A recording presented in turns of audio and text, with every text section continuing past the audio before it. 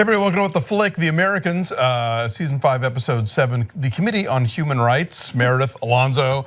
I love the notion of Philip and Elizabeth, on the one hand, like keeping up their emotional walls between them and their patsies, but at the same time, taking it personally when they're being cheated on or not, they're not being, it's not being reciprocated. Yeah. I mean, because when you think about it, like Philip, I'm sure had some level of ego boost from the whole Martha thing. Oh, of course. Because Martha was so in love with him, and this woman was like, yeah, no. Well, and he genuinely cared for Martha. Yes, I don't mean to portray it as entirely. But it made him feel good, especially given his wife and their problems. Yes. But yeah, but then to see Kerry Russell's character just be like, I'm not upset. This doesn't bother me. Oh, I'm like, I didn't think he was that way. I'm like, oh, let's be real here.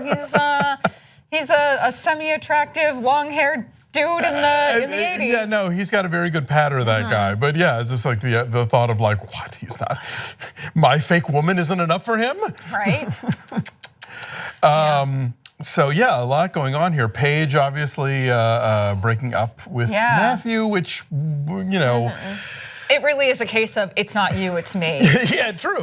Literally, this time she means it. And yeah, the parents are right. It totally makes sense. It's going to be easier on her in the long run, but in the short term, obviously, she has to sort of avoid having the difficult conversations with him. Well, the reason she broke up with him is not because she doesn't care for him. It's that her life, she doesn't feel that she can have human connections. Sure. Like, she really feels like she has to just be by herself, and that's really going to be hard and detrimental to her. So I worry about the future of Paige. Well, she is carrying around a secret, and obviously metaphorically that can be a lot of different things for a teenager. So it's true. Yeah, and I think at some point it's going to take a toll on her state of mental well-being. The interesting conversation she has with Pastor Tim. Yay. Good week for Kelly O'Coin. He had a great monologue on billions this week, and now turning up in the Americans.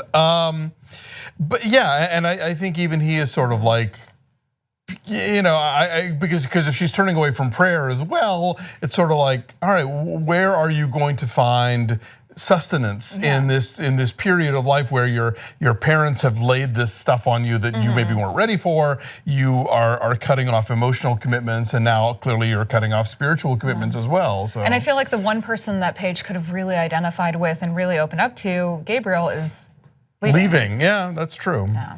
Which that last bit when he tells Philip that you were right, you should keep Paige out of all this. Yeah. You just see the emotional weight that Gabriel's feeling. So that was. I also love the thing when Philip asks if Stan's new girlfriend is one of their. He was like, like not that I know of. That's not a no. That's not a no. But he's like, are you kidding me? Like really? Like.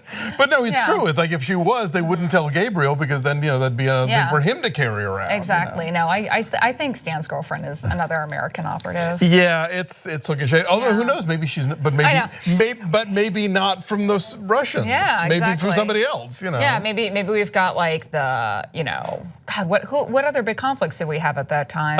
In the early 80s? Would have been Israel? Could she be an Israeli operative maybe? She could, yeah. I mean, it's like too late for something like Bader Meinhof. Who knows? I don't know. But yeah, there's some things amiss there. Yeah, it's just too good. Because she asks too many questions. She asks too many questions. Yeah. She's too interested. I know. Yeah. There's no question on that one.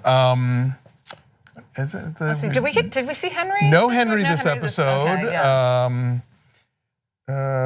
it was a lot of little things happened in this episode. It was great. Oleg. Yeah, Oleg. Oh, yeah. So it's funny because you think that he should be relieved now that these meetings didn't happen, but he's in the perpetual waiting for the other shoe mode. Yeah. Because it's like, well, they didn't show up this time or the other time, I feel like he wanted an out. I feel like at some point he made the decision like this could be my out. Finally, I want to go back. He now left America. He left the life that he so desperately wanted when we first saw him appear. And I think he was looking for an out. I think he really wanted to go back. No, absolutely. But now he's at least he's in this position where he doesn't even know that he's off the hook. Well, and I think now he's going to start digging into his parents' past. I mean, like he went and got the records of his mother being the the gulag. Oh, and then Stan, of course, the reason that he's even talking to the girlfriend in the first place is because now he's dealing with this stuff where his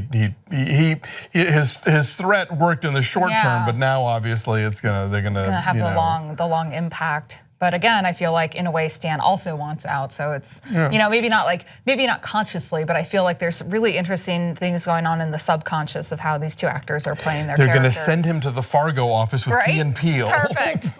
There we go. I think eventually all the shows are just going to bleed into one another. Oh, we forgot to mention in the Fargo thing, there's an urban trout on Fargo. There's an urban trout. Yeah, there's an urban trout on Fargo, and then Carrie Coon is on the leftovers. It's like, and then you have the British guy saying that he's an American. It all ties together. It's all shared universe. Every FX show exists in the same. Oh my God, I can't take it. It's all too much.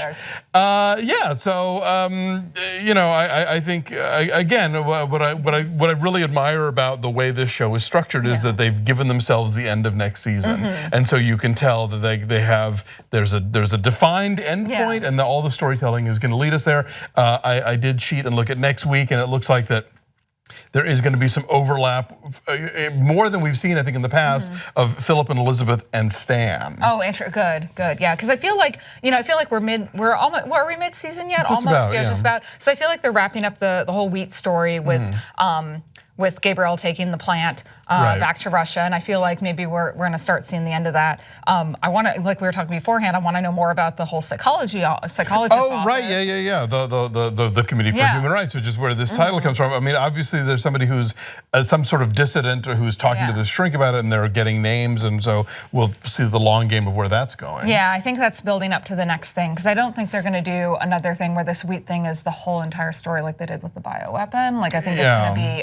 I kind of like when Americans does like 2 different subplots within a season. So. Yeah, there was that one year where they had to sort of solve the murder of their friends and stuff, and that was like that felt network notey, which FX is sort of famously not a pushy network for with creators. So I think they're sort of letting them kind of tell these stories in the way they want to now. Yeah, I don't have a lot of predictions. This was like a good episode that kind of closed some doors, opened some new ones. I still don't think we've seen the end of Gabriel. I think he's coming back. It's certainly possible, but more Claudia in the meantime. I'm good with that. Okay, thanks for watching. We'll be back next week.